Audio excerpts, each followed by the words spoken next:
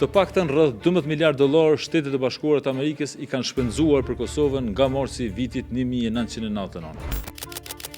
Por, në një moment kur SBA-t kërkojnë Kosovës të përfshihet në projektin strategjik të tyre me gazin e lëngshëm, që më shumë se gjithçka tjetër është interes madhor i Kosovës, qeveria e Kurtit i thotë jo. Sipas një raporti të titulluar Ndarja e barrës në NATO dhe Kosova, përgatitur në janar të vitit 2000 nga shërbimi kërkimor i Kongresit Amerikan, agjencie e pavarur që përpilon analiza dhe hulumtime për ligjvendësit amerikan, rreth $5 miliard SBA-t i kanë shpenzuar gjatë vitit 1999 për fushatën ajrore të bombardimeve kundër caceve serbe, mbështetjen për refugjatët dhe ndërhyrjen toksore në kuadër të KFOR-it. Për 78 ditë fushatës bombarduese, forcat ajrore të NATO-s kishin kryer më shumë se rreth 37.000 fluturime, prej cilave rreth 23.000 u realizuan nga avionet amerikanë. 53% e sulmeve u kryen nga pilotët amerikanë dhe rreth 80% e fluturimeve vëzhguese u realizuan nga avionet amerikanë. Highway bridge attacked in southern Serbia, 5 miles north of the Kosovo border. This is the Raska Bridge.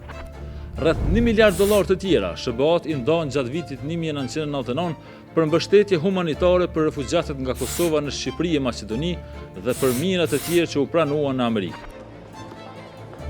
Në total, nga raportet për Kongresin Amerikan, nga bombardimet e deri në vitin 2003 në angazhimin ushtarak në KFOR, rreth $8.6 miliard u shpenzuan për Kosovën nga SBA-t. Nga viti 1999 deri tash, rreth $2 miliard të tjera, sipas ish ambasadorit amerikan në Kosovë Jeff Hovenier, SBA-t dhanë për Kosovën në rimëkëmbjen e arsimit, ekonomisë, për shoqërinë civile, drejtësinë, mediat, sigurinë dhe energjinë. I think it's important to say that since 1999, the United States has invested a little over $2 billion in Kosovo. Por Amerika nuk ishte veç buxhet për Kosovën. SBA-ja ishte shtylla diplomatike e Kosovës në Rambuje. Ishte skenariste dhe drejtuese e shpalljes së pavarësisë. Enough's enough. Kosovo is independent. Udhëhoqi fushatën e njohjeve dhe antarësimeve ndërkombëtare. Theu bllokadat ruse serbe kundër Kosovës, i dha dritën e gjelbër transformimit të forcës së sigurisë Kosovës në ushtri dhe mbështetje atë në trajnime e armatim.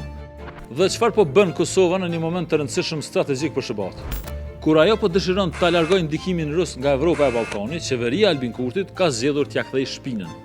Shtetit që Kosovës i ambon ende diplomacinë dhe ja siguron kufit, qeveria e Kurtit ka vendosur t'i shes mend dhe muskuj që as nuk i ka.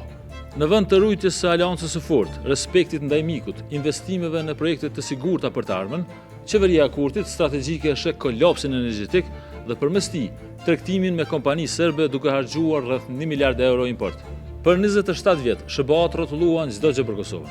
Kur Kosovës i kërkohet diçka që i shërben vetë stabilitetit dhe të armës së saj, Kurti ka vendosur ta rrotullojë krejt mbështetjen amerikane, historinë dhe sakrificën për liri e shtet, duke ja kthyer shpinën mikut më të mirë që jo vetëm Kosova, por gjithë shqiptarët e kanë pasur historikisht.